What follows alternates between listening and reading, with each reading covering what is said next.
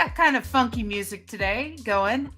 Welcome to Philo, episode 44, the Bluetorium. Today we have my co-host, which is Robin Fisher.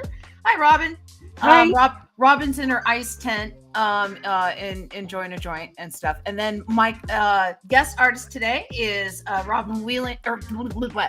Whelon from San Francisco cartoonist, who will be working traditional today in actual ink and various other random kind of like arty type things. And so, yeah, I think it'll be a good time overall. Let's review where we left off in the story. And here, I'll do this. I'll put it in one big media there. Okay, so we happen to be right at a position where there's only one panel left on this page. So I'm just going to show the page. And so we left off not last comic, but the comic before last with Meow going, "Get out of my lair." And so the mushroom underground saves the day, and they, cart Philo out of there. And they start, it's the start of the mushroom rebellion, and you can see the dogs leading the rebellion, and there's Philo. And then the mushroom underground start to absorb each other because of how mushrooms work. And so Philo, once he's free, he's like, "Screw you guys, I'm going home." Okay. And we had quite the argument on the show about whether or not the dog should live and stay. Mutant Fox says, Don't kill the dog. I watched the first season of American Big Brother. Yes. And somebody killed a chicken or something. Or maybe, I can't remember which show it was. They killed a chicken. That was they were doing quite well up to that point, but no. Yeah, see, don't kill the animal. See, Chuck would have been on my side. And so, so the dog comes with him. Yeah. And then, I actually transposed these ones. These ones are out of order. You can do it if it's like Old Yeller or something, and it's like the dog has had a long. Yeah. What was that? I like that one with Jennifer Aniston and Luke. What are they? Owen Wilson, that Marley and Me. Yeah. Oh. Yeah. Like about halfway through that movie, I was like, "Oh, wait a minute." Yeah. Oh no. And it's based on a book too, and the book is like the book hits harder. There's Yeah. There's this YouTuber in Canada. He's from Ottawa, and he does a lot of videos about how dogs react to things. So if a robber was robbing a Great Dane, how the Great Dane would react. Yeah. And he did a bit where he met the author, not the real author, but he's meeting the author, and they're getting along, and I'm an author, and then they're talking, and everything's really great. And he's like, "What did you write?" "Oh, Marley and Me." And he goes, "Proud of that, are you? You're proud of that?" So a lot of people very upset. So what happens basically is Armand and all of the Philos are plotting the return of Philo in the war room, and Blutos are in Bluto jail. They're in the Bluetorium. I got to reverse these panels. These are out of order. So that is a problem on my end. I need to fix. So yeah, don't you guys worry about that. But yeah, I will fix that when I get a chance. So yeah. All makes perfect sense as usual. Now, what I think is pretty interesting about this is in the Bluetorium, you have a ton of nefarious people hanging out together. Well, do you think that makes them smarter and better and they can plot their escape? Or do you think they're just collectively a bunch of idiots? I think they're probably, I don't know. I imagine that, well, okay. He doesn't have many redeeming features, does he? I mean, maybe his only. Oh, but he can revel in his clever evilness. He's stupid to know how bad he is. That's maybe his only redeeming.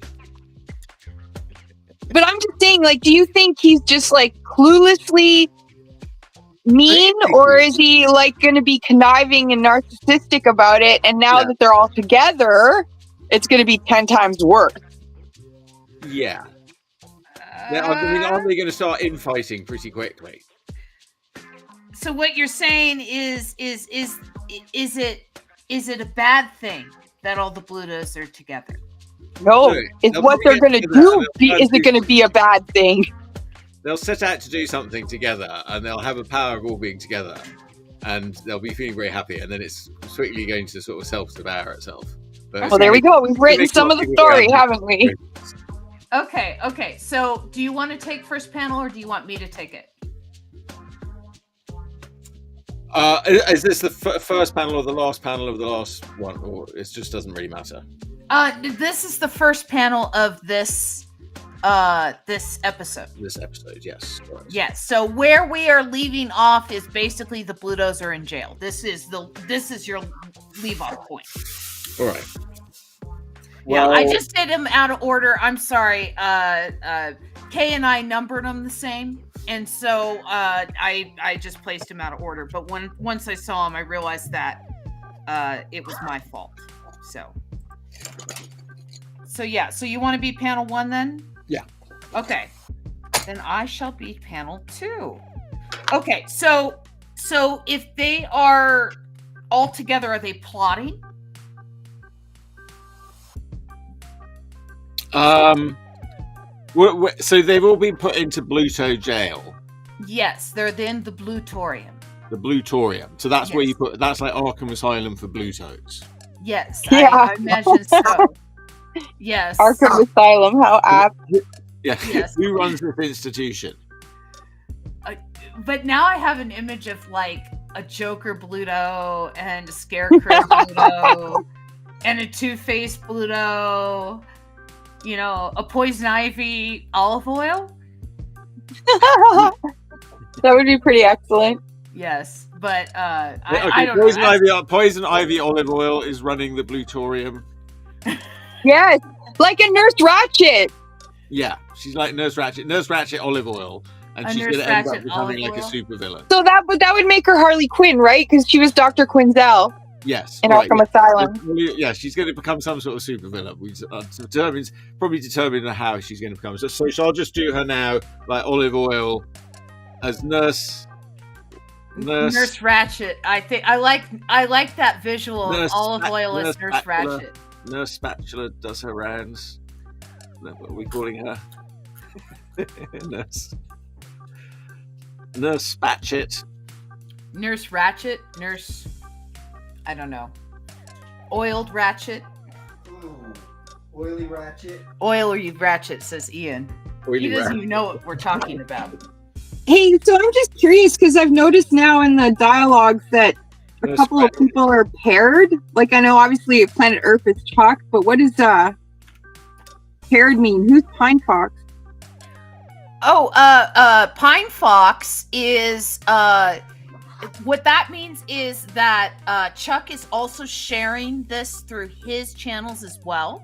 And Pine Fox is watching it through Urfspace and not through ArtGlitch. Oh, so, hi, okay. Yeah, so hi, Pine Fox. Joining us again. Hi, thanks for coming back. Yeah.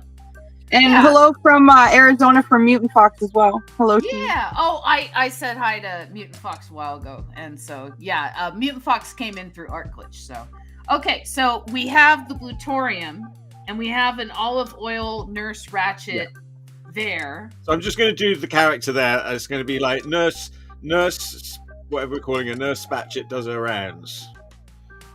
Or Nurse, what are we calling her? I mean, I'm open to suggestions there. Yeah, you said good thing. I like oiled Ratchet.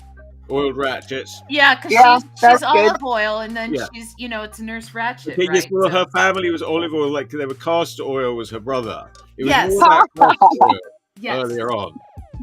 Like she was castor oil's sister. She went out with Ham Gravy. Yes. And then at some point, like Popeye, they hired Popeye to take him on a boat when they were looking for the Whiffle hen.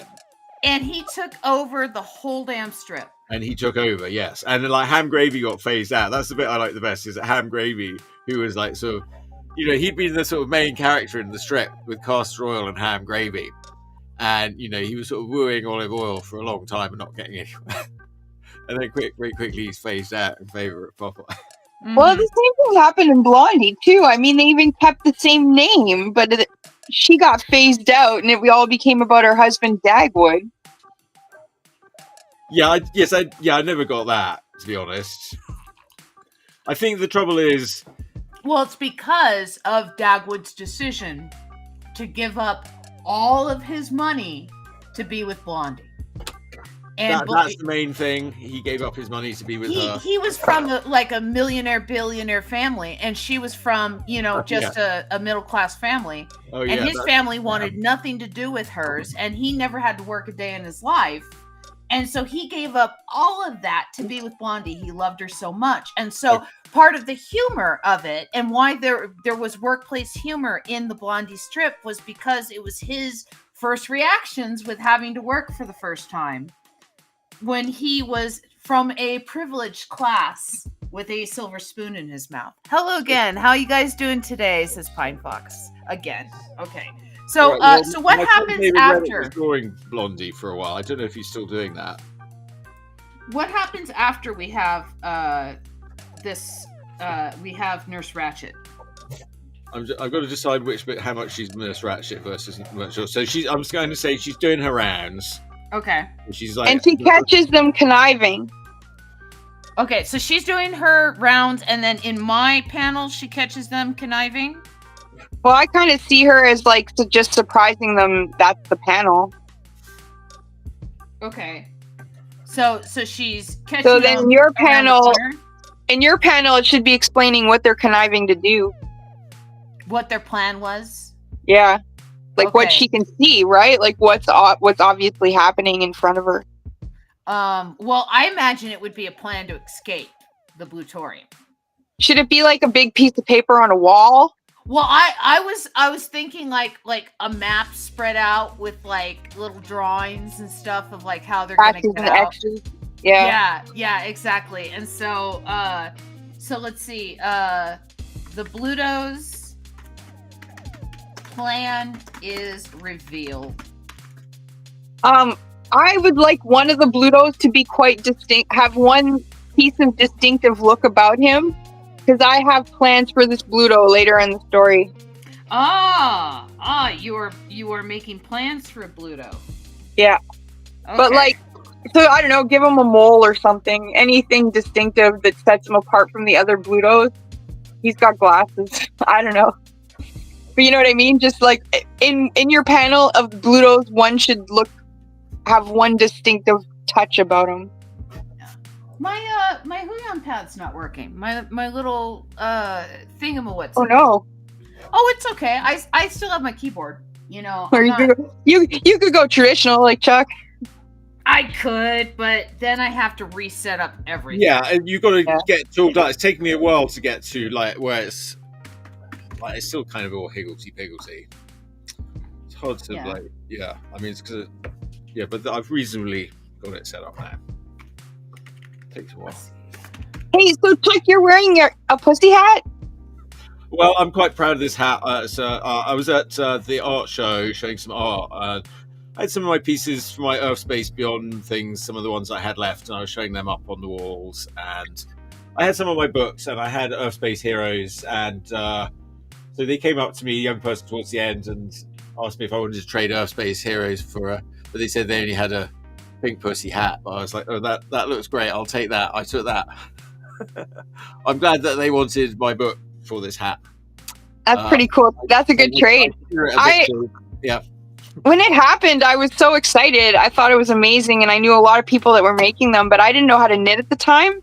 And then a couple of years later, I taught myself to knit, and it was one of the first things I did was make myself one of those hats. And it's really funny because I wore it today for the first time in like months, in years, because I didn't wear it last year. Yeah, I just wore it today outside. It's so weird that you're wearing it. But the thing is nobody up here remembers what it was. And I have to like explain it to people. And I'm just like, was I the only, like, there were lots of women in Canada that wore them. They weren't like, it wasn't just an American thing. What are you doing with her hair? Well, I'm doing sort of Nurse Ratched hair. She's got this kind of weird hair. But... Okay, because that kind of looks like... They're like weird victory rolls in the movie, right? They're like victory rolls. They're like those big... I don't really know. Like, I guess it sort of goes close together. I'm sort of studying. It looks like you're doing Gary Oldman and Dracula. It is. A bit how he had those big white domes things. That's what I was thinking, actually. Oh yeah, well maybe that's where he got it. it's like, oh, it's kind of like Nurse Ratchet, all like a boil cat. She has a guy in a bow tie behind her. She has a guy with a sort of kind of tall afro in a bow tie behind her. Does he have a clipboard? Who does she have in Philo though? Oh. Maybe that's the distinguished Bluto that I'm hoping for. This is the distinguished Bluto. All right.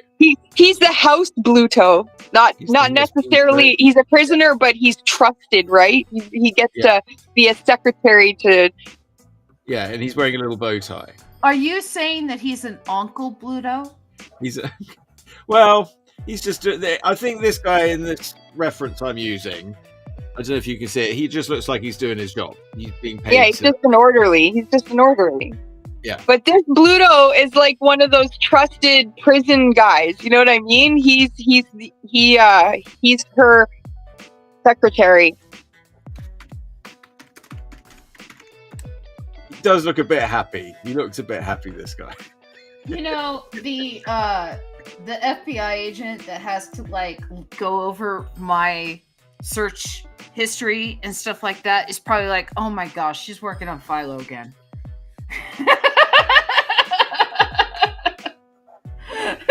Like, oh jeez. She's searching for Blutos again.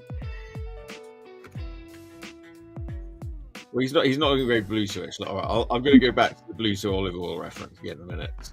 So, okay, he's got this sort of pose where he's got his fingers in his pockets. Actually, that's kind of interesting. You know, she has surprisingly large hands. How do you decide whether you're going to use, like, right now you're using like a red pencil, right? Versus like say a blue pencil, because I've seen that as well. Okay, so many years ago, I would use the blue pencil. I had blue pencil. That's what you're supposed to use, non-photo blue. But one day I didn't have any blues, and I just had some other colors, and I was using different colors just for experimenting, really. And then I suddenly I used red one day, and then it completely disappeared when I dropped the red channel out. Like, this is just a red checking pencil. And I realized that red on an RGB computer, if you on a scan, if you just sort of like go in the channels and you just click on the red just vanishes much cleaner than blue ever does. Blue always leaves a little bit of a ghost. That's really interesting. I had no idea. Yeah, Thank blue. You. I'm always trying to interest people in that fact, Robin. You're the first person. Blue came out of photographing art because blue would disappear when you photographed art. Yes, I think yes. That's In why it was called photography, it probably that I'm sure that was the truth. Yeah. And I remember doing like some of my first job. I don't know if I mentioned this before, but my first job I worked. We still had a photostat machine for like, you know, making photomechanical transfers, because like a photocopy there was a photocopy machine, but it wasn't considered good enough quality for like a paste up, because we were still doing like a paste up mechanical. So you might have to enlarge or reduce something, you know, in a tiny little dart room with fluid. Mm-hmm. You know, it was weird. That was much harder. Everything was much harder. I was like, oh, I'm glad computers coming. I mean, we had the computers too, and they were on the way already. I just learned that when I was there too. I know, and now all the whippersnappers. Okay, so what should be on this map? Yeah, those whippersnappers. No, I'm quite happy. The whippersnappers are good. I just envisioned a lot of dashes and some X's. Sorry, I love all generations. Yeah, but whippersnappers is a really fun word to say. It is, yeah. But I like the current kids. I think the kids are all right myself. Do you say that having any kids in your life? I walked past like two large groups of them, and it was like, oh, they look like they were time travelers from the future who'd been told to wear sort of stereotypical clothes of what like the current kids are all wearing. Well, yeah, I mean, a lot of them are just amalgamating all the fashion styles of the last 120 years. Yeah, they were sort of all over the map in the group. Yeah. They were all still within, like, okay, that's that. They're all like, being very cool to their generation. I love it. They got some good styles going on, and they like their comics and things. So it's I've been really lucky. There's this kid at work. He's not a kid, but he's a kid to me. He's like 20, 21. his parents never let him watch TV or play video games. And so he reads a lot. And I guess his uncle got him into superhero comics. But he has like no idea about anything. But he's really smart and cultured, you know? So the first thing I did was I was at a used bookstore and Black Sad was there, and one of the Black Sads. And I was like, this is a crime. So I went and grabbed that for $8 and gave it to him, and he was just like, what the fuck? Like, he was just, I had no idea. And so then I was like, all right, Watchmen, because you've been reading superhero comics this whole time, you are the perfect audience as an adult male who just turned, you know, like 21. You gotta read The Watchmen.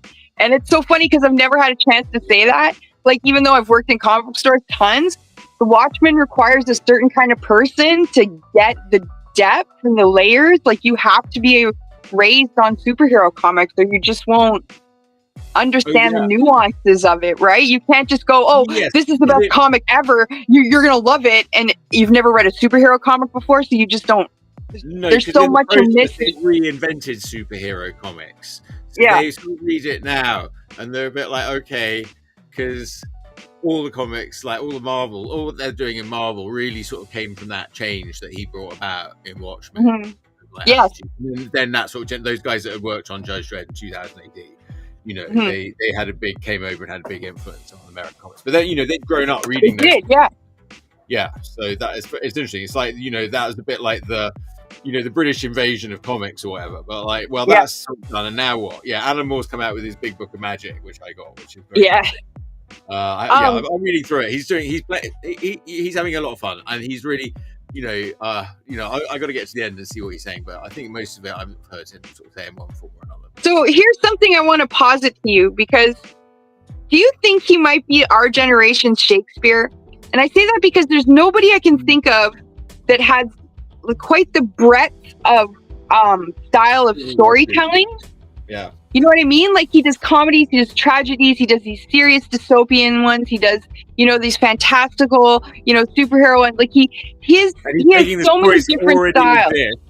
He's taking the stories that already exist. Miracle Man. Taking his twist on them. His take on Captain Marvel when he did Miracle Man. Holy crap.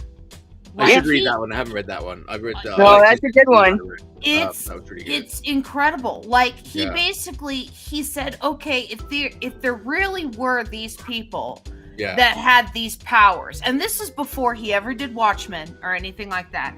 He but he was asking these questions. Yeah. And they take over the world, right? And they change society, and then there's religions that pop up around them. And then, it's like he asks these questions and he tries to answer them. Like, what would really happen if there's these people that like don't age, right? If they just choose to stay super all the time and never transform, right? And it's just it's an interesting story and very dark. Yeah, he's really like that's what I heard them saying about Shakespeare recently, that like part of what he does is like he's sort of the first one to put an idea down, and once you've had an idea, it's really easy for someone else to have that idea. And Alan Moore actually talks about that a lot, like having ideas. I mean, he sort of talks about magic is like art is this sort of way of transmitting an idea into the sort of physical realm, and that literally is magic. Magic is art, but there's always other. There's sort of history of it all as well. God, that man knows so much. It's crazy. It's also explaining a concept of something to somebody else you're never ever going to talk to. Yeah. Right. That is magic, right? That because you agree on the phonetic structure of like, air passing between our throats, and then you agree on symbols that equal that, put in order that equal certain other things. Language. Yeah, and then somewhere else on the other side of the world, they have a whole different set of symbols in a whole different order that mean the same kind of stuff. Yeah, I know. It's crazy. I think that's crazy.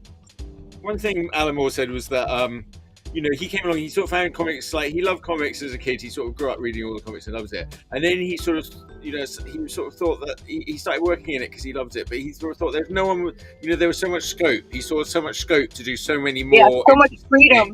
He saw it like as a blank canvas to do Yeah. a lot of things. You know, And no one's controlling you. I mean, you can do whatever you want with. No one can stop. Like right now, Chuck, you can draw anything you want. There's nobody going to tell you that, oh, you shouldn't do this and you can't do that. Like if you were making a movie or if you were writing a book or you had an editor, you know what I mean? There is a hell of a lot of freedom in comics. Yeah. I'll second Alan Moore being our generation's Shakespeare, says Mutant Fox. Oh. Yeah. So it's funny with this kid, what I was going to do. What I was going to do with this kid is my next book I was going to give him was Batman Year One by Mazzucchelli. And then I was going to give him Asterios Polyop by Mazzucchelli, again, to show him, like, this is how amazing comics are. But then I was like, you know what? No, I need to give him the best of Alan Moore. Like, I can't just give him The Watchmen and not give him V for Vendetta to read, not give him From Hell, not give him... like right now, the next one I'm going to give him is League of Extraordinary Gentlemen because he's read so many books. He's going to know all those characters. And I already told him the premise and he was just like, this is awesome. The League of Extraordinary Gentlemen is greatest in its totality. You know, like as he kept going and got into all the Nemo stories and all this stuff, the Burning World, like the further off, the crazier he got, the better it got, really. Yeah. Yeah. I love that Nemo stuff. Okay. I know. I know it's like... It's totally his commercial, like most commercial stuff, but I heart his Swamp Thing. No, that's that's his most commercial stuff, though. It's his most commercial stuff because he was under. Oh, hi, F means photography. F means from the web creative community and stopping in and saying hi. And so, nice to meet you. I say that it's his most commercial stuff because he had an editor. He had to work with an artist that was like half rewriting his stuff at the time, and he was on tight deadlines, and he was within the DC system. It was before he did Watchmen, right? And so Watchmen was like his critique of superheroes, but he had to like work on superheroes before that. I guess my raid didn't work. That's okay. That's okay. We got one person. Yay! The story that really made me like go, oh, who wrote this? Was one that he did, which I saw in a reprint in sort of 2000 AD reprints that they were doing, like in the sort of early 90s, I guess, or late 80s when I started reading it. I guess I was reading it from the early mid 80s, but yeah, so and it was one of the reprint ones, and it was called Time Twisters, and it was sort of just a short, like they would do sort of future shocks. It was a bit of a longer future shock, but sort of 7 or 8, 6, 7, 8 pages, something like that. And then it was like what do you call it? Dragnet, Sergeant Joe Friday or whatever. And it's like a little, they're time travel cops. And they're getting into a sort of muddle of like within these 6 pages. It's like a sort of so perfect story of them sort of going around and doing a time travel and sort of coming back and meeting themselves and hiding themselves, and you're sort of thinking, oh, what happened? Playing with time, which is what he does. And that one, like, that was amazing. So after that, we haven't even touched on the Ballad of Halo Jones. And Halo Jones, I had all those. I sort of read that many times. I really love that. That was amazing. Yeah, there were several parts of that. I keep wanting to read it again. Actually, I haven't read it for a while. One of my favorite stories that he did is in one of the Pete Bag hate issues. He did the story of the Kool-Aid Man. Alan Moore wrote it and Bag illustrated it, and it was sublimely hilarious. Oh wow, yeah, that sounds great. Yeah. At one point, he's like, "Don't even talk to me about that Jones guy."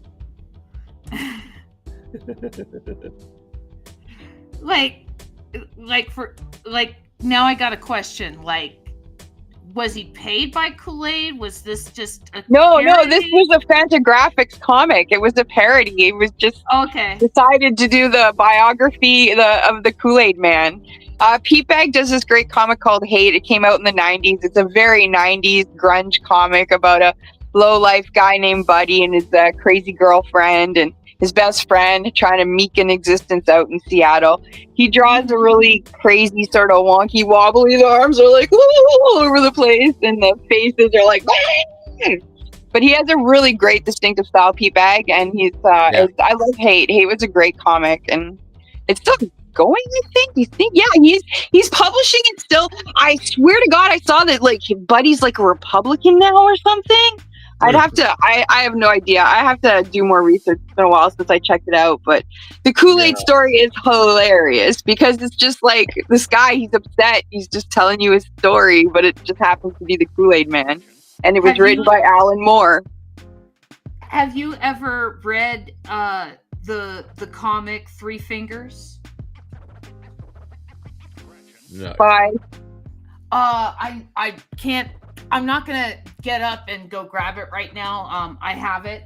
I don't remember who it's by offhand, but what it is it's a parody of Mickey Mouse and why cartoon characters have three fingers. Oh yeah. Yeah, it's an interesting. It's done documentary style. It's very good. I highly recommend it. All right, but now you give me an idea for a show called Challenge Amber, which based on the show they used to have in England called Challenge Annika, where they made this woman Annika Rice. Like they had an hour, and there were some people at home, like in the studio, like a family, like 3 people in a little team, and they had like maps and books and some clues.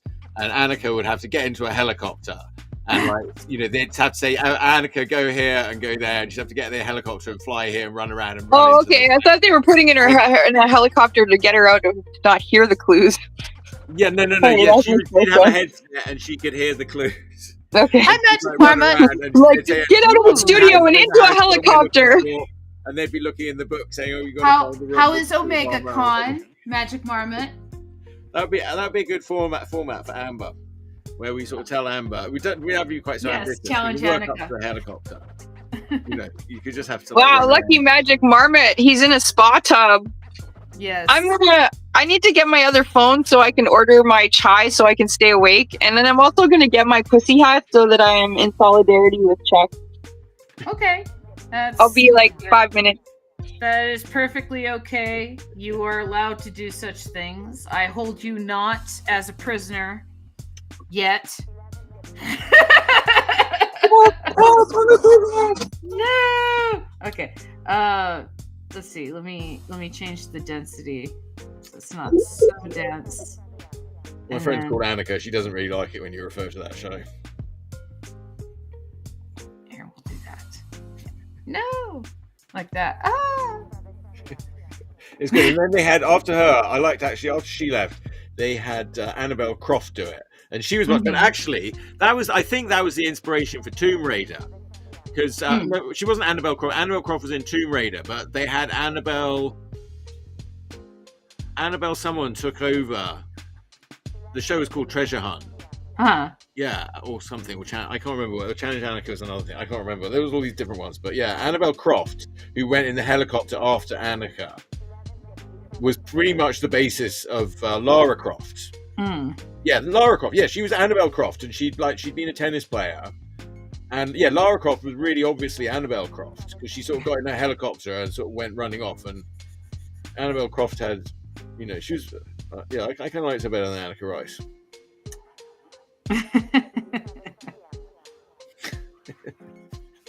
I used to play those games when I was a kid.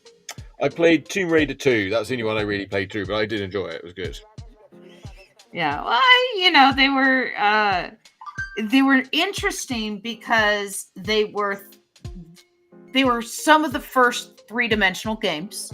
So, it's like you had to like turn around and look at the space and stuff. And they were platformers, but you had to like line up your jumps perfectly or you just plummet into nothingness.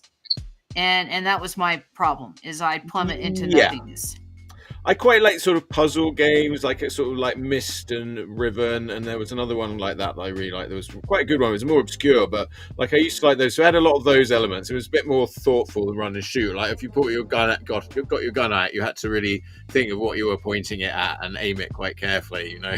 Did you ever play the game Descent where you were like the little ship going through like another ship in space. I like that one. I had that one. Yeah. Yeah, that one was a cool one. I wish they'd make more of those. Yeah. They used to have one back in the old Spectrum days called Elite. It was like very early. And now it's called Elite Dangerous, and it's amazing. And is it? Okay, yeah. I wondered. Yeah. I had something that was called Galaxy on Fire. There was quite a lot like Elite that I played for a while. But in the early days, like Elite was so great. It was so annoying. It was really hard to park your spaceship. But well, once you'd mastered parking your spaceship, you could have a lot of fun. But it was really hard to figure that out. Elite Dangerous has it so that you know, when you first start out, you don't like have anything. You have to learn how to park your spaceship and stuff. But I like to play it on console, so it's not too bad. And Magic Marmot says fun, relaxing. But I like to play it on consoles, so it's not too bad. And it's cool. It's fun. Like you're basically just a space trucker. You're taking loads from one place to another. You're dropping them off. You're picking up a load there, and you're flying somewhere else. It was more magical back in those early days. Yeah. It was quite hard to use it, and it was a lot different from other games. That there seemed to be quite an expansive world. There was like this whole galaxy, and you never knew quite what you were going to explore, what the limits of it were. Yeah. Which is hard in a video game to like really think, there's sort of some, there's no limits to it in a way. Well, Elite Dangerous, which is the sequel to Elite. Yeah. Yeah. Urfspace Trucker says Aston Martin. Oh yeah, that sounds good. Yeah. So Elite Dangerous, it's cool because they have things like aliens in it now, and there's all kinds of I don't think you can get up and walk around the space stations now, but as the space stations has grown, because it's a multiplayer game now, like you can encounter other players and you can talk with them and trade with them and other things. Yeah. You can see space stations grow, and you can see like whole communities grow. You can get down on the surface of a planet, and you can ride around in a little rover now. Mutant Fox says, question for everyone. What do y'all think of Dave McCain's artwork on Arkham Asylum, A Serious House? Do y'all think it helps tell the story, or does its style distract from it? And then how heavily tied to the game is that comic, or vice versa? I liked the art in the book. I liked a lot actually when it came out. It was quite different, but I was quite into like Bill Sienkiewicz. Yeah. I feel like I always call him Billy the Sink. Where am I? Am I not there? Damn. Okay. Only very tangentially you can see see some of its bones, but a different story. I call him Billy the Sink. Let's see. Thank you. I've always wondered that. Okay.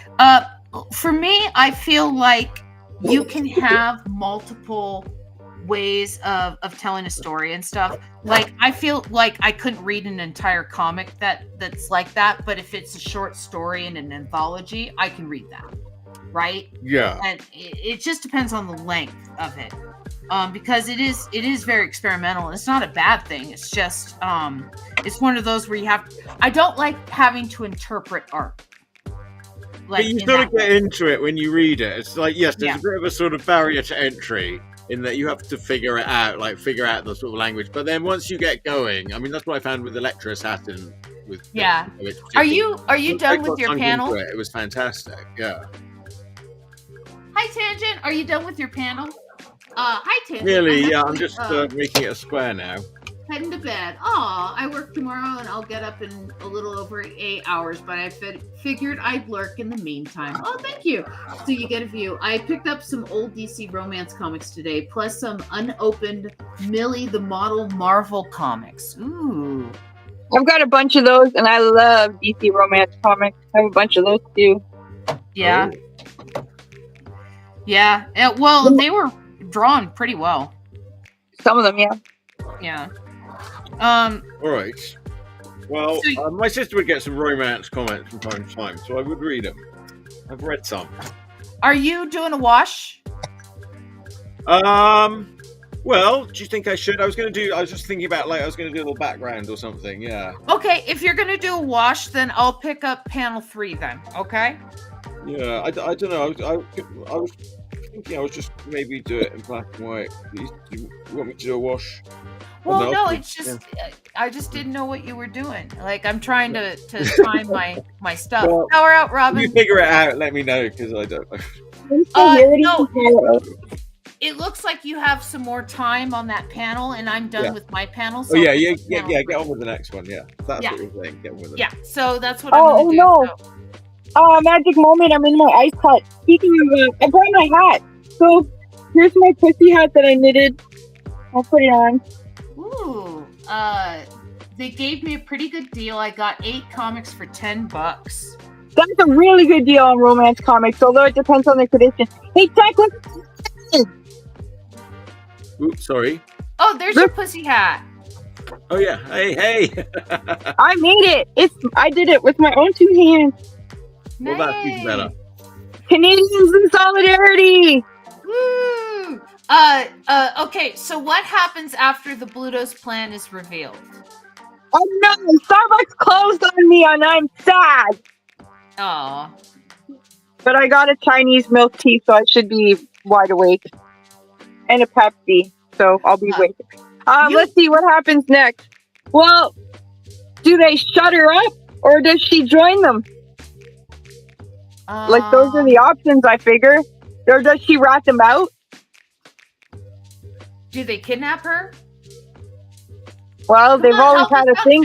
They've always had a thing for her since the beginning of time. Chat. What is their plan, says Magic Marmot? Should we focus on the plan? Should we have a focus on the plan and just the plan?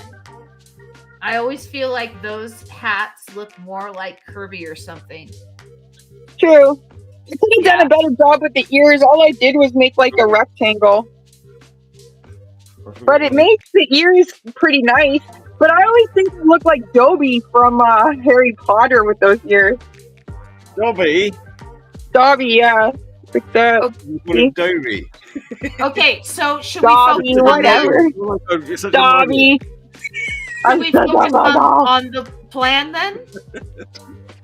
I don't know. This plan sounds boring to me right now. Okay, so the plan sounds boring, but we don't know what the plan is because it's blocked. It is obscured by a Bluto. So I guess we should not. Robin took off her hat. You took off your hat. Yeah, I'm taking off my hat. I can't talk. Yeah, I shouldn't talk about that lady wearing this hat. Sorry, JK, Robin. I like your book. I don't know. I'm not going to get into it. Is he watching South Park? No, it's the Fractured But Whole game. Oh, okay. Playing. Yeah, But from this far distance, it looks like South Park. Well, it's the game. Yeah. Oh, the South Park game. Oh, okay, cool. Yeah. Is Ian playing South Park? Yes, he is playing Fractured But Whole. And so, yes, Harry Potter is in Canadian, says Magic Marmot. Okay, so let's talk about panel 3. Do we show the plan? Do we not show the plan? Do we tie up Olive Oil Nurse Ratched? Well, I thought Olive Oil Nurse Ratched was going to become a major character. I thought she was going to run the Bluto home. So then kidnap it is, because how else are they going to get her to come along? Unless she's evil too. Like Harley Quinn. I kind of like that as a caption is, well, kidnap it is. Oh, Nurse Ratched Oil, you have no idea what you got yourself into. Okay, I am going to steal that as a caption because I love it so, which is, well, kidnap it is. Wait, so she's going to get kidnapped? Yeah, she's going to get kidnapped. That's not very, no. Yeah, well, I suppose it is olive oil. I don't know. Yeah. Well, don't forget that, they are trying to escape. This could be part of their plan. All right. Yeah. No, sounds good. Sounds like the sort of thing that should happen. Yeah, well, kidnap. Hey, so are any of you guys going to talk about the Tyson Jake Paul fight? That's all they were talking about at my work today. I just kept saying, I only watch Lennox Lewis. I am a boxing snob, and I only watch Lennox Lewis. And then I realized the first time I ever watched Trump on anything was when I watched Lennox Lewis on Celebrity Apprentice. It was the only reason I was watching Celebrity Apprentice. And then I watched the next season because Tom Green was on it, and I love him. He fucks everything up, and he's awesome. Really, he normally upsets women. You don't mind me saying. Who, Tom Green? Yeah. Oh, well, I love him. I've loved him for like 20 years. Like, I used to watch his cable access show. Like, my aunt, he made fun of my aunt on an episode. That was crazy. He made fun of who? My aunt. Your aunt? Yeah, it was bizarre. I had no idea she was on the show. Wait, and Tom Green or Red Green? Well, there's Red Green, which is another Canadian icon. Yeah. But no, I'm talking about Tom Green, the one who penetrated your shores. Yeah. Yeah. And married Drew Barrymore, who she's always making herself unpopular too, for one reason or another. I don't really understand these things. He used to have a cable access show in Ottawa, and he got away with the craziest shit. And that parlayed his show on MTV, and that parlayed his relationship with Drew Barrymore and like that episode of SNL and all that other stuff. And now he does interviews in his basement, and he's considered quite respectable. And he still does stand-up. And, you know, when he was in Canada doing, even before his cable access show, he had a hip-hop album when he was like 18. And they were big. They had a huge hit in Canada. Check the O-R. You like it so far. They were organized rhyme. They were awesome. You know, Hamill, the guy who created the show, loves Tom Green. Tom Green's amazing. So, like, he's like, you know, I like never really had an opinion about Tom Green, one way or the other. You know, I never really watched his shows or anything, and I was always kind of doing other stuff. He and I sat down and watched Freddie Got Fingered together. Oh, that's not a good one to start with. And he explained to me about, like, the main joke of this was the fact that he had this huge budget and this is what he spent it on. Yeah. And it's like. It's the cable access show was insane. There was one episode, okay, and this is Ottawa, the middle of winter, so northern Canada in the middle of winter. He sprayed down the whole audience with water. Then he rented a city bus, drove every single person in the audience home, and went into the house with them. He gets to the last house, it's 3 a.m. He breaks into this poor person's parents' bedroom and starts interviewing their parents. Like, at one point, one of the roommates wanted to beat the shit out of him because, again, he'd just woken up everyone in the house at like 2 a.m. to drop off this audience member. Like, that show was insane. He left a raccoon to rot for months and then decided to cut it open with a chainsaw on the TV show. He painted lesbians making out on his dad's car, and then when his dad saw it and wouldn't drive it to work, Tom drove to the bus stop and hounded his dad with the car painted lesbians painted on the car. Like, he was off the hook. He was amazing. He's amazing. I don't know. I think I get him a bit muddled up with Andy Dick sometimes. No, Andy Dick is a total asshole. Andy Dick has no boundaries. Tom Green did everything to himself. Like, I remember watching some Tom Green and thinking he was funny. Yeah, and I don't remember on Celebrity Apprentice. I did watch that. Like, I think he got fired because he went out drinking with Dennis Rodman the night before. Like, you know what I mean? It was like the dumbest reason.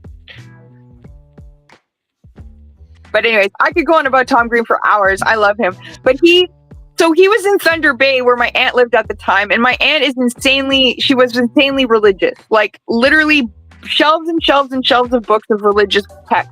No fiction, nothing else. She wouldn't even let her children wear jeans. You know, like, she was a very strict religious person. And so I guess she worked at a church store. Like that Dungeons and Dragons, to be honest.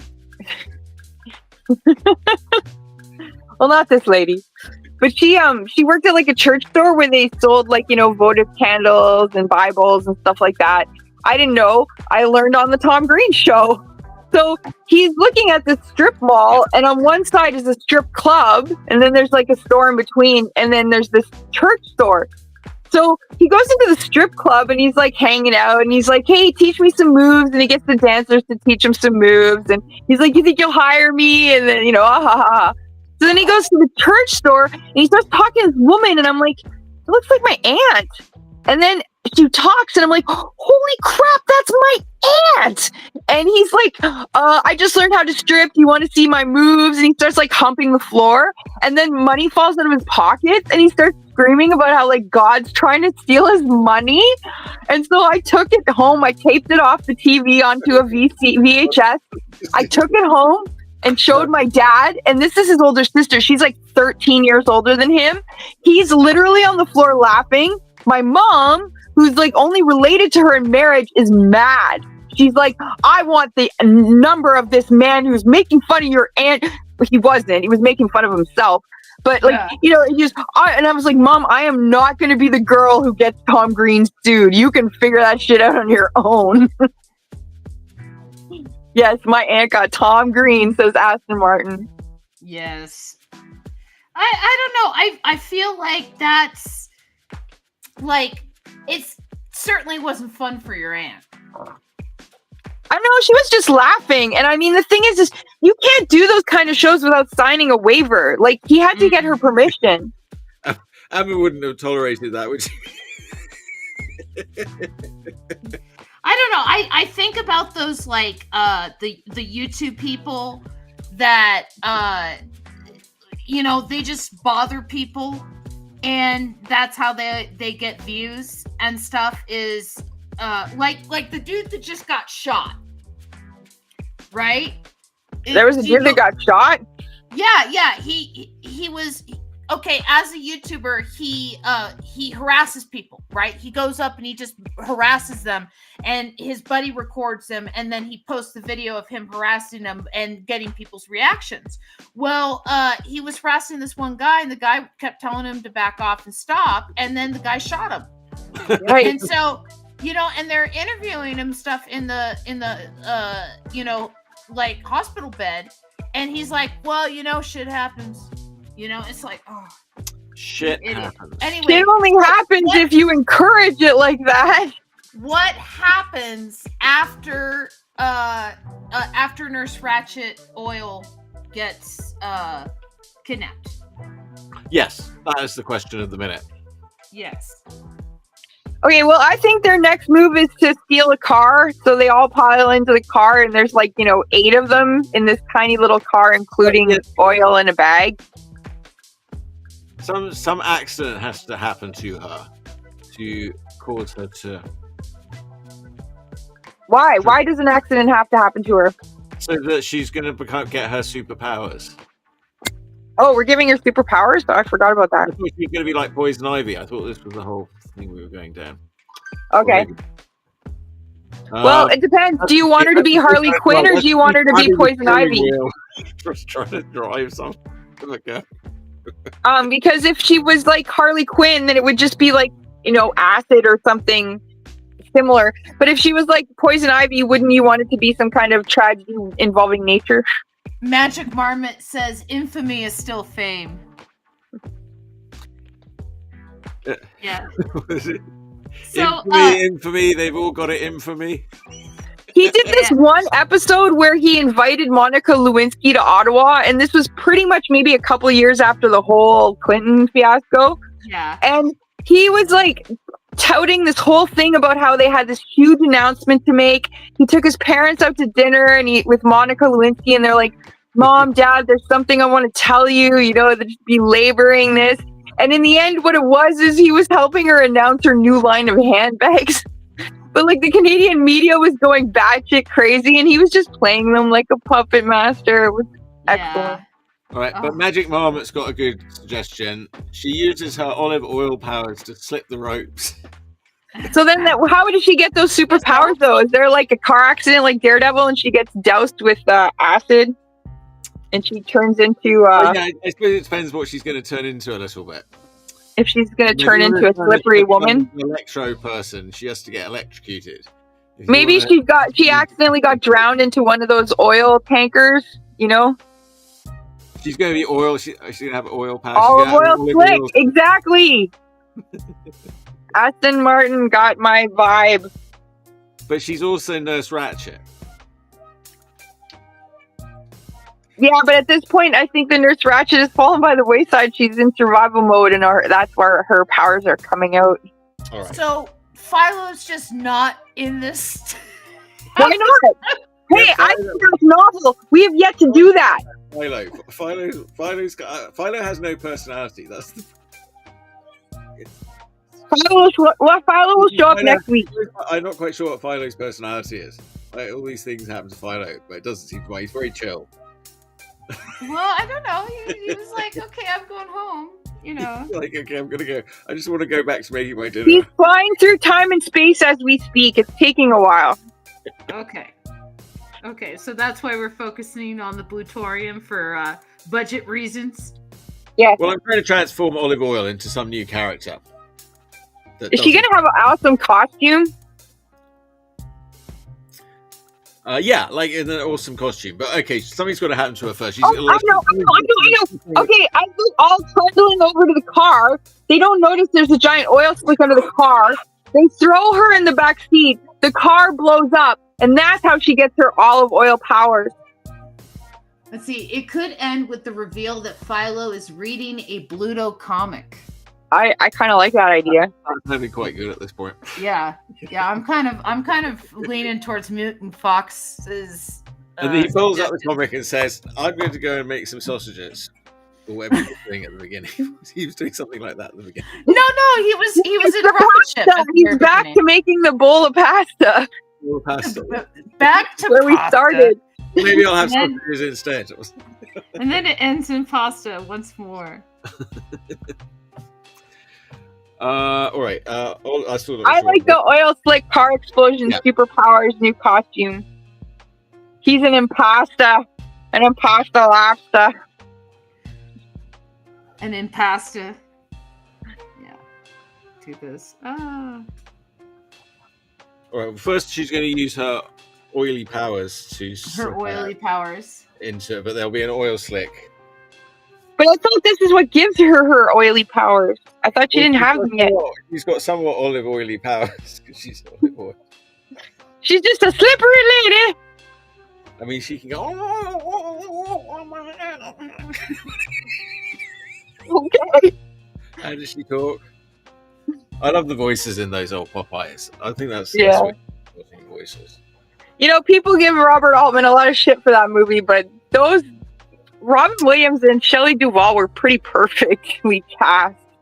Yeah, it's a shame, really. And like after reading Popeye, I didn't really enjoy the movie anymore. But I don't know. Some people really love it. I don't know. Yeah, I know there's people that love it. So it's okay. I mean, that's all right. It's just like I think it needs, it needed more. Like what I like about the early ones is that they're. Oh, where'd she go? They're in, here. Oh yeah, Amber's not here. You're right. They're in. I love the sort of rundown backgrounds when they're sort of in those Fleischer ones, right? They're always in a sort of. But the Fleischer cartoons are always good. World, which I love that world that they're in. Like even the Fleischer Brothers Superman are awesome. Like the Lois Lane Supermans are so good. Those Fleischer Brother ones. So I haven't looked at those for ages. Actually, they're great. Yeah, they have good stuff. Is all I'm saying.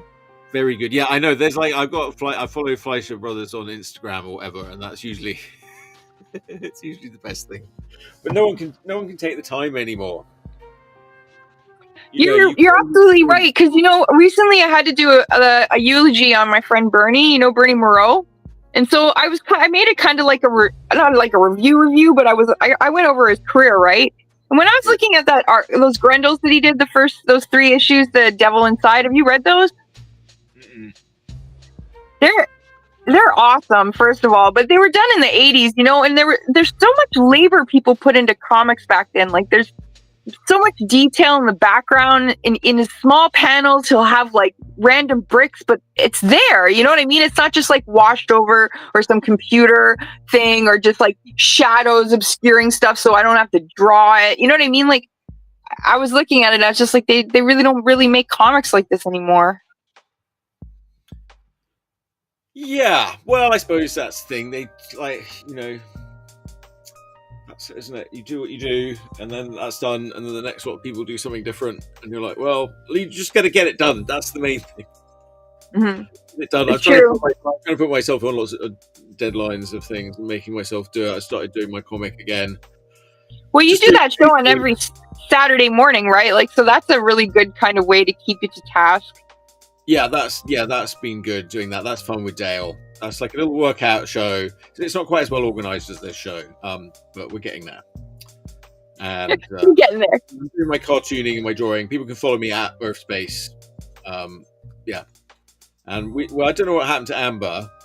Yeah, me either. I don't know why I'm suddenly running the show now. Probably. All right, so you should be drawing. Start drawing. I'm pretending to be Dale right now. Start drawing. Yeah, I'll leave the talking to you. Yes. All right. So they're Philo with Robin. Yeah, I don't know what that's weird. Usually she says something. Oh, I think we found her. I saw a flash of something. Oh, talking of Flash, I realized that Adobe animates. Adobe Hi, animates. where were you? Power went out. Oh, wow. Yeah. Is it a storm there? No, just a flash of the power going out. Give me a second. I'm making sure I got stuff up. And yeah, give me a second. Okay. Because I got to do extra camera. Sorry about that. Right, Robin was just telling me all about her hunt for the Blair Witch there. I haven't found them yet. Yeah, the Blair Witch, I'm looking for her quite diligently, but I keep getting distracted by Yetis. All right, I'll put him in the main window. Do you like the Mighty Boosh? Do you know the Mighty Boosh? Oh, of course. I just watched this guy, Silver Fox, make what is his name? Greg? No, what's his name? Greg. Oh, Greg. Oh, Greg, that's right. Yeah, this guy, Silver Fox, he makes all these amazing jackets and outfits, and he did this old Greg costume. He did a sexy old Greg, and he set up the whole intricacies underneath the tutu so that when he lifted the tutu, the flashlight went on. Greg is sort of sexy. But I really love Noel Fielding. There's this one segment in that what's that show with Jimmy Carr about cats, 2 out of 4 cats or whatever, where they're all being interviewed and they have to answer questions about what's happening around the world. And it was him and Richard Ayoade. You know who Richard Ayoade is? Richard Ayoade. Ayoade? Yeah. Somebody. I don't know. Yeah. They were partnered up together, and I can't remember. I'm so bad at remembering jokes, but at one point the two of them were just razzing Jimmy Carr. They were like, "It was your mom, right? It was your mom crying in Tesco's by the furniture. It was your mom." And Jimmy Carr was like, "You're bullying me." And the two of them were so hilarious together. I like Noel Fielding. I didn't see him initially in Mighty Boosh. The first time I saw him was in the IT crowd. Yeah, he was in. And then I saw the Mighty Boosh. Yeah. I think I can't remember. Well, I probably did see the crowd first, but I didn't really realize until I watched it again that would have been him. Yeah. I bet also that you didn't realize that if you ever watch the IT crowd again, that if you look at their office, all the ephemeral is Fantagraphic stuff. I'm getting distracted. I thought I was doing a pencil. Wait, I'm not doing that. Anyways, I cut you off, Amber. You were saying something? Oh, I was just reading Aston Martin's comments about the fact that you were going to host a prank show while I was gone. You're going to turn Philo into a prank show? No, we were talking about many, many things. That's a good idea. You guys think Aston Martin? You think Richard Ayoade should be the next James Bond? Oh yeah! Oh yeah! Do it like Moss. No, I don't know. But he could do it straight though. He could do it well. But yeah, everyone would. To me, he's like Inspector Clouseau. Like he's not to denigrate his intelligence. He's very smart, but like he could probably do it. But okay, listen. He looks and acts exactly like one of my ex-boyfriends. I was with a guy for a year who was exactly like him. The only difference is he was full on Japanese Chinese. There was no black in him at all. But like same black puffy jacket, same weird hair, same weird stuff in the pockets just in case you need. Like almost every mannerism that character in IT Crowd had was exactly like my ex Brad, and so like I can't see him as James Bond. I'm sorry. He's like yes, yeah. I can believe that you have an ex who was just like. I absolutely do. He's a very likable person and straight. He is. Oh, I love watching him. He's so funny. He is. He's so great. Yeah. Oh yeah. Do you know he was the director for the Heads Will Roll video by the Yeah Yeah Yeah? Nope, I did not know that. I had discovered that, and I was like, that is the weirdest, randomest fact ever. I don't think he's directed any other music. No, maybe a couple others. But he does odd stuff. He wrote a book. He wrote a book about a Gwyneth Paltrow movie. He's got a movie that he directed about his growing up. That's quite good. Oh, I haven't heard about that. Oh yeah, he's not in it, but he directed it, and there's a kid in it who's like him, plays him, or like him. That's really cool. I'll have to check that out. He's fantastic. I should shut my mouth because his James Bond might be really interesting. Have you seen that other movie that's quite like Mighty Booshi that's got them in? Called what's it called? It's called something like Bunny or Rabbit or something. It's got like all the same sort of weird special effects as like in Mighty Boosh, like sort of creatures. It's sort of a movie. It's sort of a road trip, like somebody going and they leave England, they go around Europe or somewhat. But it's quite surreal, sort of. But it's all basic. It's sort of like the roots of all the Mighty Boosh. Oh wow! No, I haven't heard of it. I'll find it. It's got a weird name. Something. Actually, no.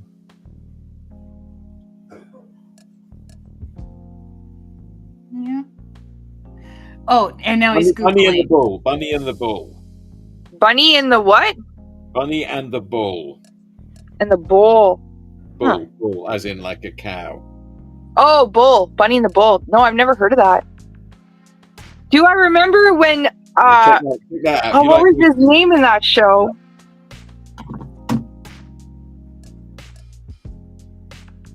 Yeah, that's what the show is with Jimmy Carr, right? The big fat end of the year quiz where he always pairs up with Neil Fielding. That's funny. I think it's the big fat end of the year. Moss. Yes, you're right. It's Moss.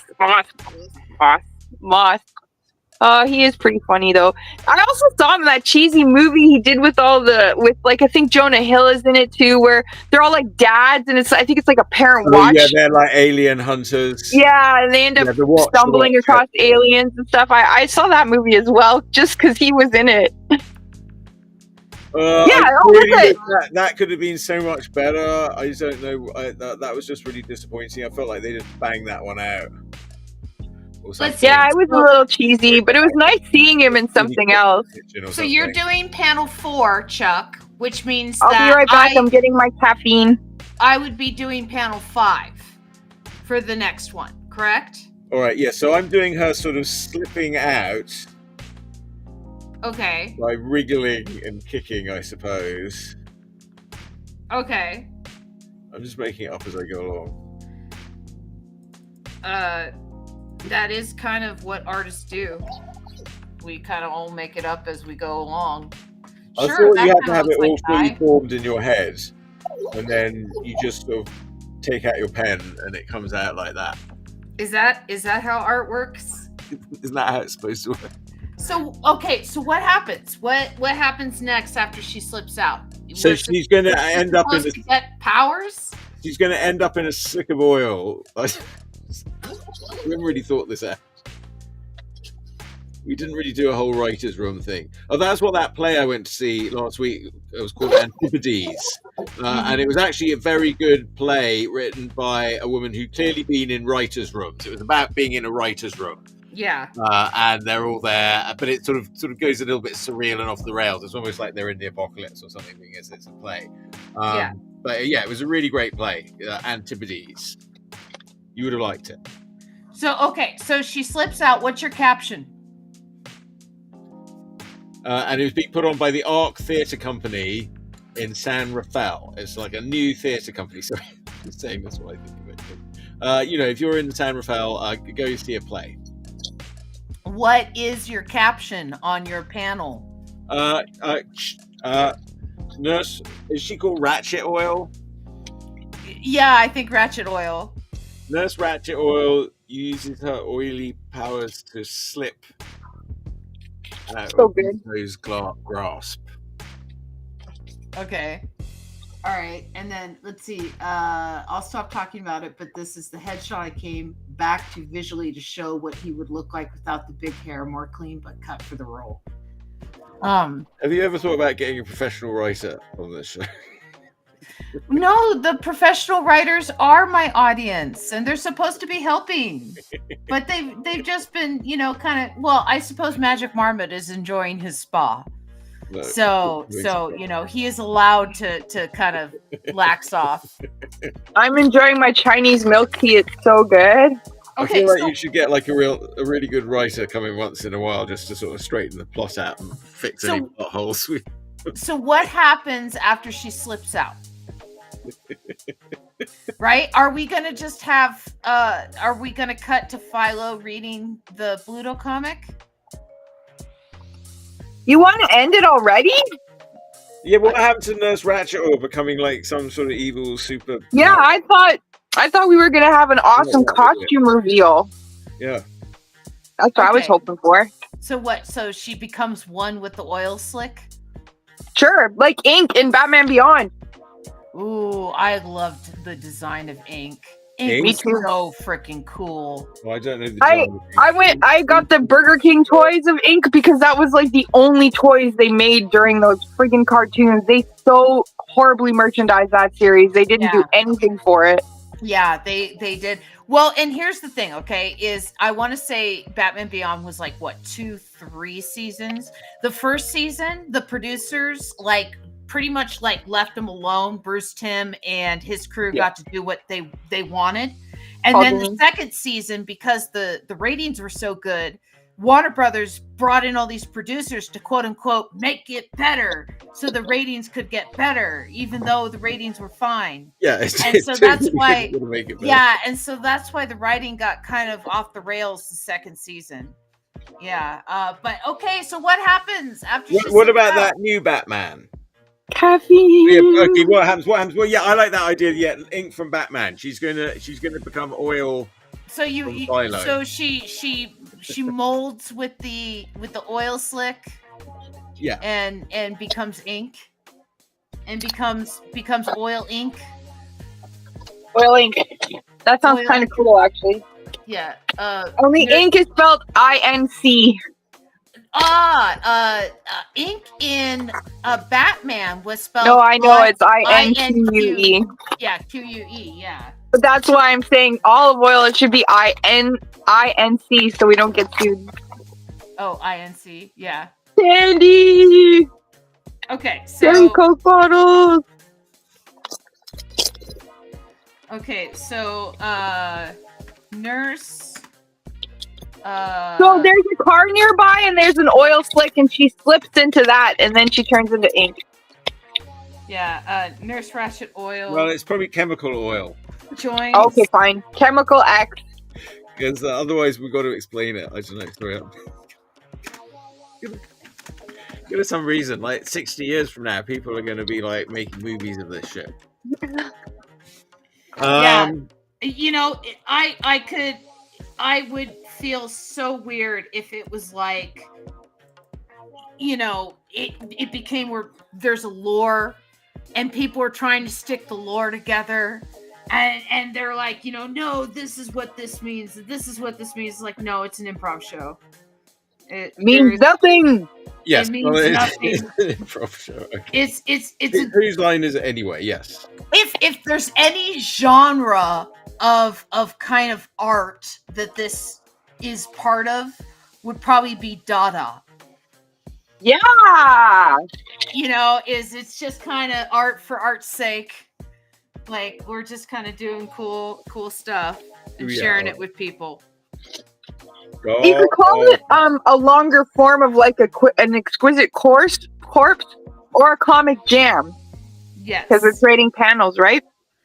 I always call it an interactive comic because the audience tells us what to draw, essentially. Yeah.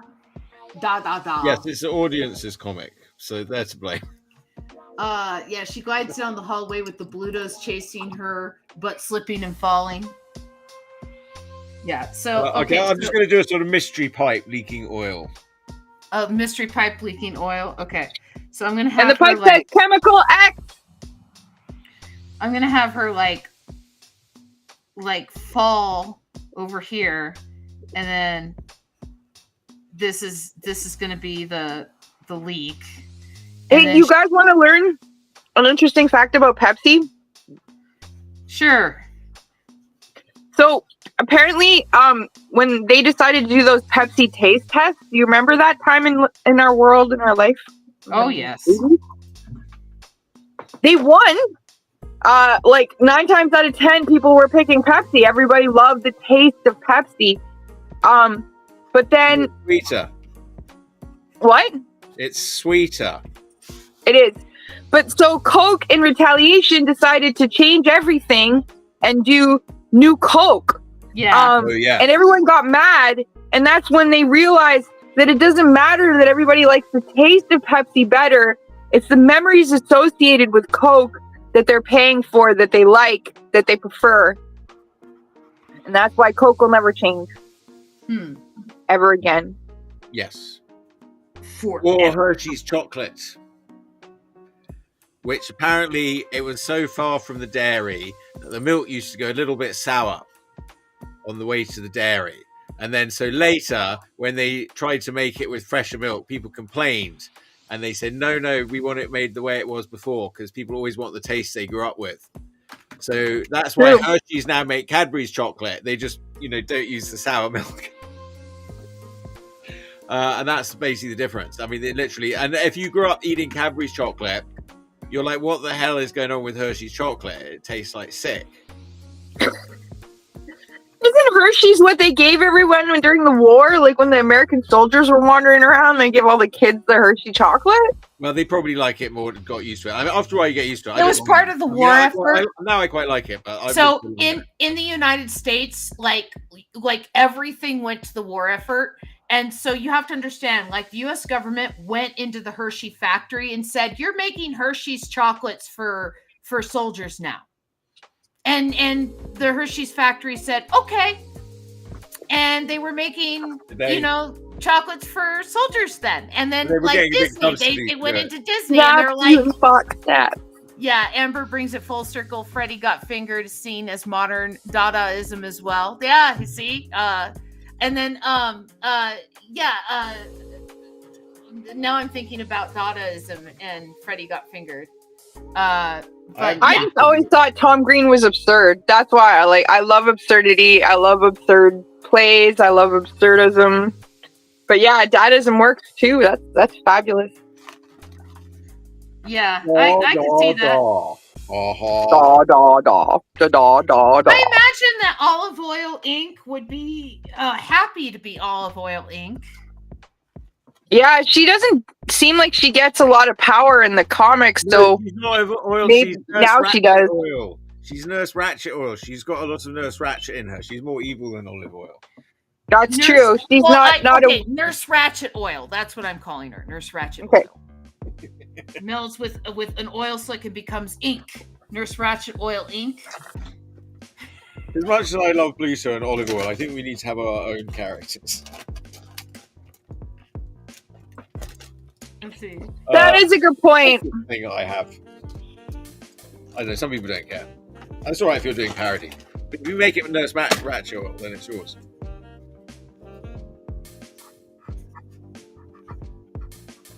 Well, one of the reasons why we did Bluto is because he's open domain, isn't he?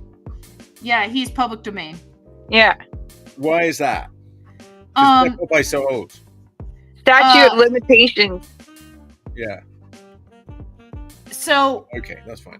Copyright in the United States, because of Mickey Mouse and the way that Disney has argued for copyright law, is supposed to be 100 years after the death of the creator, right? And so that's why Mickey Mouse Steamboat Willie just slipped in, because it's like, it's like, or no, it's 100 years after the initial creation or something like that. I think it's Yeah. creator's life plus 75 years. All I something know to that is effect. Anne of Green Gables is public domain, and Winnie the Pooh now is public domain. Yeah. But Disney Winnie the Pooh Is not. No, it's a A.A. Milne Pooh. Disney never owned Pooh at all, and they never had all the rights to Pooh that they claimed at one point.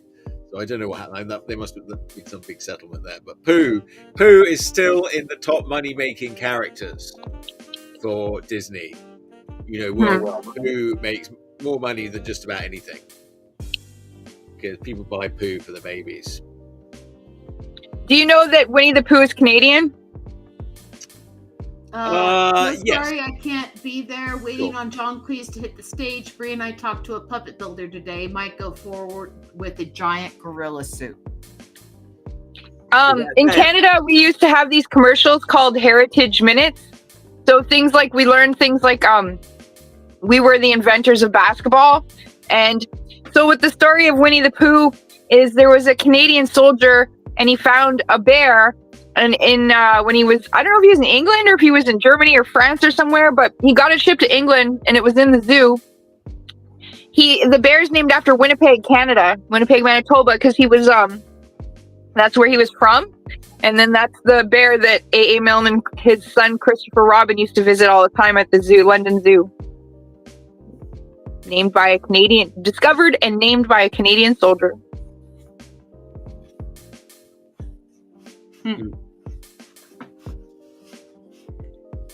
There, during World War II, I remember that the Polish had a bear that would help them stock ammo, and like, yeah, it during World War II, the Polish army had this bear that was like hanging out with some of them. Did I just lose Robin? No, I'm still here. Oh, okay. I'm being age appropriate. Yeah, you were just in darkness. Okay.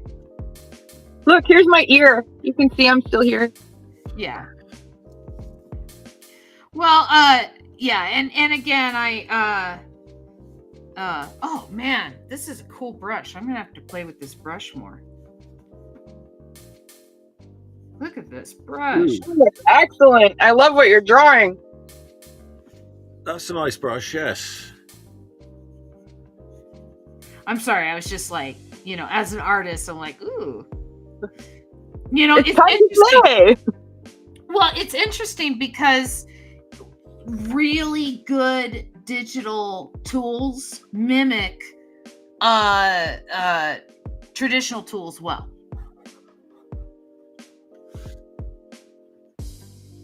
Yeah, and so like really good digital tools. I was in the mall yesterday because I had to do some stuff. I had to get some like clothes for work, and they're making you wear clothes now. Yeah, I'm not allowed to go naked anymore. Damn. No, I work at a butcher shop. I have to wear like a whole outfit of like a red baseball hat and white shirt with collar, black tie. I have like a red apron, and I can wear like a red sweater, a red hoodie. And actually, I was at Goodwill and I got a red hoodie, and it's a giant R, which is kind of cool for Robin. But underneath it says red coats. It turns out the red coats are like Governor Simcoe High School's football team up here in St. Catharines. I don't know. I like the idea of this Robin Redcoat. I mean, assuming the red is to hide the blood that you're going to be dripping in. Yeah. She's Robin Redcoat. She's a vengeful redcoat dripping in blood. She's coming to take her revenge on those horrible Americans. I was just thinking, I can't believe this team hasn't been canceled yet. You're taking the name of a bunch of colonists, redcoats. But this area that I live in is steeped in that kind of history, right? The War of 1812 happened all around here. Like there's, the famous Laura. I don't know if you guys know the story about Laura Secord. She's a Canadian hero. She warned the British that the Americans were coming. And she walked I forget the amount, but she walked, kilometers and kilometers and kilometers just to tell them. And she saved the day, Wait, she walked kilometers and kilometers to help who? To The British. against the British. Yeah. To help the British, because To help the British. To help Canada the British. Yeah, I was gonna say, yeah, she ruled walked by the kilometers British, to help the British. But the British and the didn't go- Americans were coming to invade didn't go and take kilometers. over Niagara Falls area. Yeah, we're the bad guys in the story. We burnt down the White House, okay? Yeah. Well, Americans are still doing pretty well in the World War II story. I was rewatching Dad's Army. That's good. As an old man who's got to fight Nazis, it's quite inspiring. My grandpa survived D-Day and the Korean War.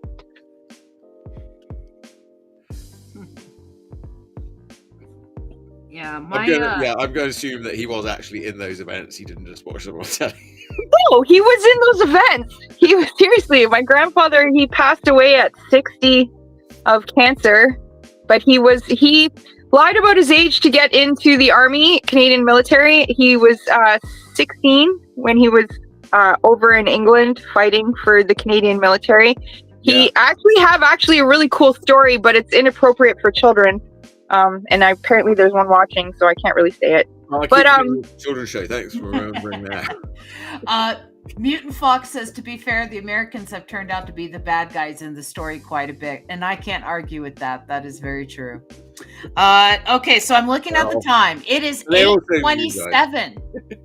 I got panel 5, and it looks like you're done, and so I think I'm going to call it a show there. Yes, because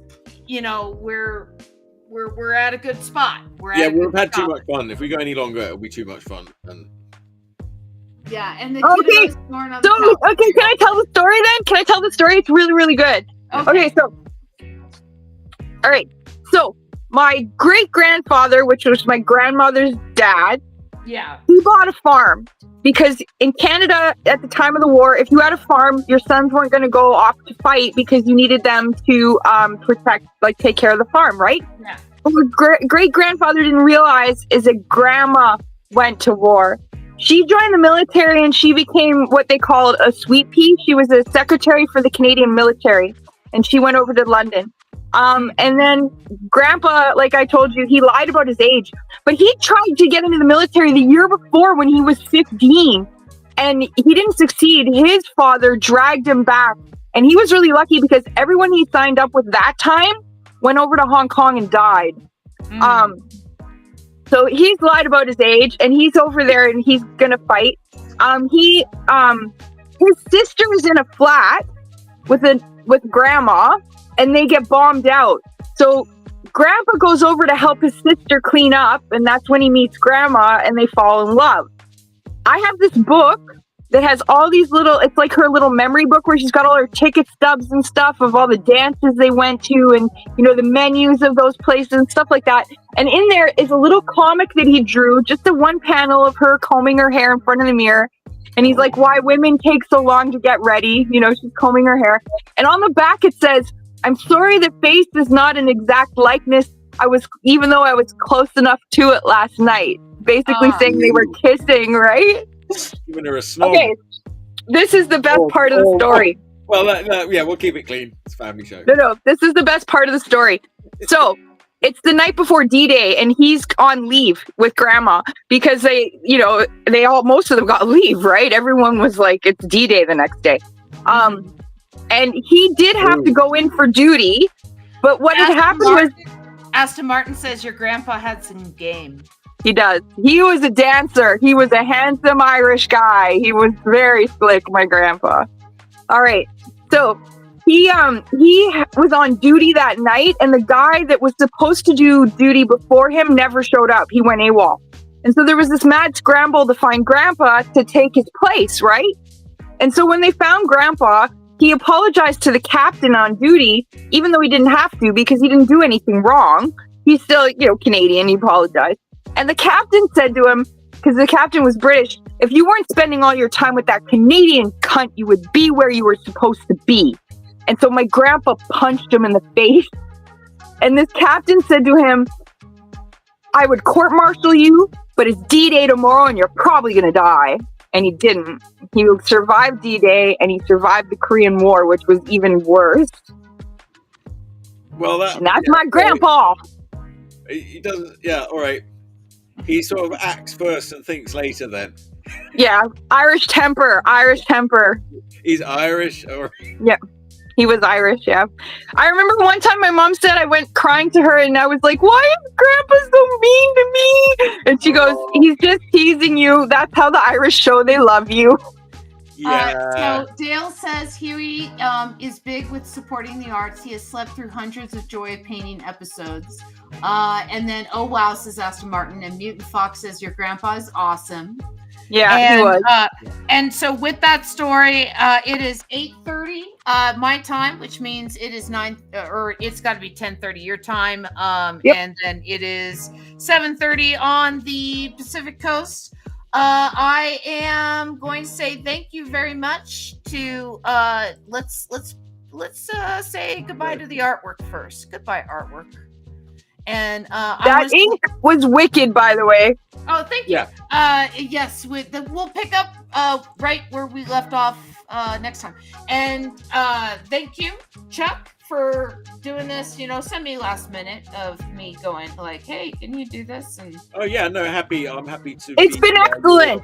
Yes, and I appreciate it. And you know, I can't wait to get the panels, and I think it'll be fun and. To put them together. And thank you so much for being on the show. Chuck Whelon, everybody, let me put up his captions so that you guys know where to find him. And that would be Chuck Whelon. He's a cartoonist, Urfspace.com. Instagram, I'm most active, but YouTube, Instagram or YouTube, I suppose Instagram's probably better. And then TikTok. Yeah, or Twitch. I mean, if you're here, Twitter or Twitch. Yeah. Wherever you're seeing this is probably good, yeah. Yeah, and then TikTok is your new thing now, where you're. Oh yeah, I'm on TikTok too. Yeah. Yeah, you're hip with the youngins, and so I will say thank you, sir, and let me close you out, and then Miss Robin, thank you very much, and it's always good to be able to say goodnight to you at the end of the show. I got my caffeine. Yeah. We'll see you next week. And then everybody who joined us for chat today and Philo, and this is episode 44. Wow. We're going to be back next week with new artists, and I will see you then. Have a good one. Bye.